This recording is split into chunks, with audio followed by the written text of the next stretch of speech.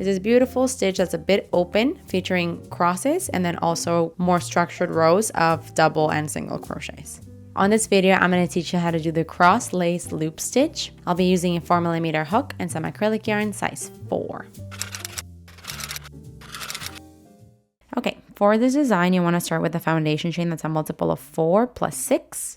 In my case, I have 22 chains.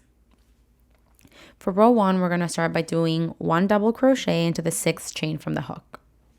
So you count 1, 2, 3, 4, 5, 6. Into that 6th chain, a double crochet.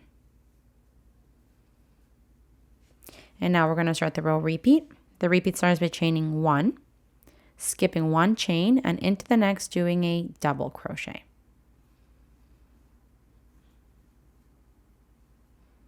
That's what you want to do all the way down. Chain 1, skip 1, into the next, double crochet. So do this all the way to the end of the row, and I'll see you when you're done. Okay, I just did that repetition all the way to the end, and you should be finishing off with the last double crochet into the last chain of the foundation chain. This here is the end of row 1. For row 2, we want to chain 1 and flip our work. You're going to do 1 single crochet into the first stitch. And now we're going to start the row repeat. So the repeat starts by doing a single crochet into the chain space, and then 1 on top of the double crochet. And that's what you want to do all the way down. We're simply doing single crochets around the chain spaces and around the double crochets. The very end is going to look a little bit different, so I'll meet you when you do your last single crochet and the last double crochet of the row. Okay, I'm about to do my single crochet into the last double crochet of the row. And now we've come to the turning chain. So you want to do 1 single crochet around the turning chain, and then 1 single crochet into the next chain that you see here. It's technically the 5th chain of the turning chain. So into there, a single crochet. This here is the end of row 2. For row 3, we're going to start with the repetition right away. We're chaining 1 and flipping our work. Now you want to draw a loop up as tall as a treble crochet. So you want to make sure it's nice and tall.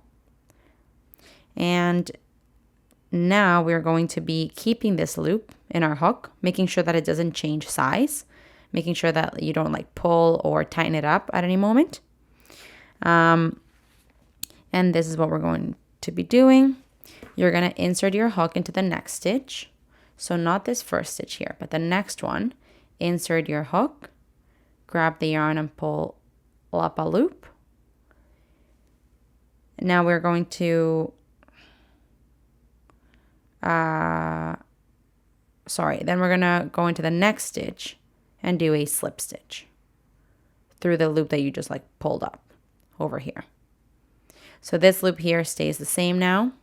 You can kind of let go, just let it stay on your hook. And this is what we're going to do all the way down. So this one was a little bit confusing for me to explain, but let me try that again. We're going to chain 1, pull up a loop as tall as a treble crochet, but now you can kind of match it to the first one that you did. We're going to insert your hook into the next stitch and draw up a loop. Now you're going to go into the next stitch and do a slip stitch. And now you can let go of that second loop that you created. So this is what we're doing all the way down. Let's do it a few more times together. The repetition starts with a chain 1 and pulling up a loop. I use my finger to kind of hold the loop so it doesn't change, height. Go into the next stitch, pull up a loop, and then into the next stitch, a slip stitch.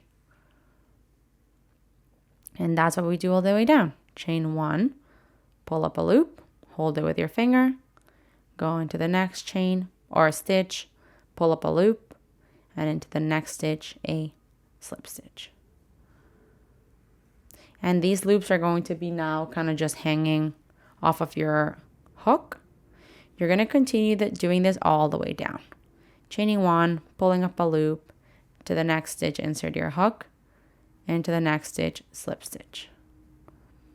your work's going to curl a little bit because you're adding those loops. But continue doing this all the way down, and I'll see you when you're at the second to last stitch. Okay, so I'm at my very last repetition here. I've done my chain 1, pulled up a loop. Now into the next stitch, insert my hook, pull up a loop, and into the very last one, a slip stitch. Now we're going to pull up a loop here and just do a slip stitch. So you're just like pulling your yarn through. So now we are going to remove our hook. All these loops that you've created are kind of just hanging out there. You can flip your work here, reinsert it, and we're going to be pulling the yarn back so you can continue working with it. Okay, so now we are going to be, this is the beginning of row 4, by the way. We're going to be skipping this first loop. We're going to insert our hook. We're going to be chaining 1. Then after skipping the first loop, we want to do a slip stitch into the second. So you insert your hook into the second loop and do a slip stitch. Now you want to chain 1. Now you want to go back to the loop that you skipped and then do a slip stitch. So this is going to create like a cross. Let's do that again together. The repeat starts by chaining 1. Skip a loop, so skip the next loop and go into the next with a slip stitch. Chain 1, go into that skipped loop and do a slip stitch. And this is what you want to do all the way down. Skip a loop, into the next, insert your hook. Making sure you do chain 1s in between. So skip a loop, then slip stitch, chain 1, go into the skipped loop, and then slip stitch. Chain 1, skip a loop, into the next, slip stitch, chain 1, into the loop skipped, insert your hook, slip stitch.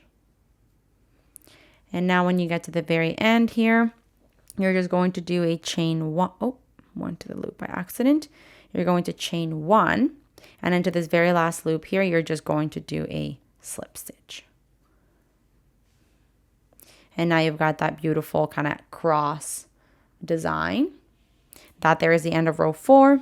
For row 5, we're going to start with a chain 4, which counts as a double crochet and a chain 1. Unflip your work.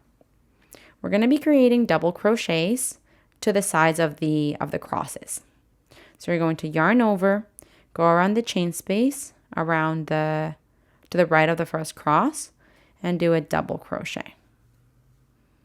Then chain 1, skip the cross, and then do a double crochet into the next kind of chain space area.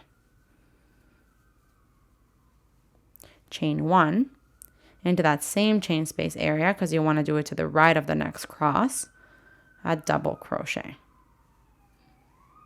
And this is what you want to do all the way down. You want to chain 1 and then do double crochets to the right and left of the crosses. Chain 1, double crochet, chain 1, double crochet, chain 1, and then at the very end here, we're actually just going to be doing 1 double crochet to the left of the last cross.